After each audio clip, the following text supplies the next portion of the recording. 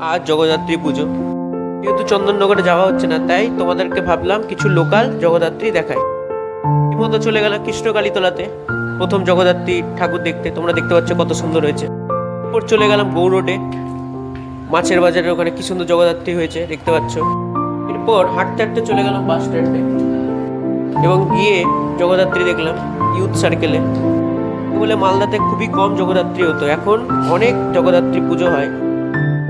এরপর চলে গেলাম রথবাড়ির দিকে। এখানে দেখতে পাচ্ছ সেই ভিড়, কারণ এখানে প্রসাদ বিতরণ হচ্ছে। মাঝখানে ফাঁক দিয়ে চলে গেলাম জগদ্ধাত্রী দেখতে। ওখান থেকে হাঁটতে হাঁটতে চলে গেলাম 1 নম্বর কলোনিতে অনেক সঙ্গেতে, ওখানেও জগদ্ধাত্রী পুজো হয়। এরপর চলে গেলাম বিহানি পেট্রোল পাম্পের ওখানে, ওখানেও দেখতে পাচ্ছি কি সুন্দর জগদ্ধাত্রী পুজো হয়েছে। এরপর চলে গেলাম ডিসিআর মার্কেটে, ওখানে চলে গেলাম, ওখানে জগদ্ধাত্রী দেখলাম। এই জগদ্ধাত্রীগুলো খুবই পুরনো জগদ্ধাত্রী। সর্বশেষে চলে যায় মালদার প্রাচীন জগদ্ধাত্রী ঠাকুর দেখতে। প্রসাদ খেয়ে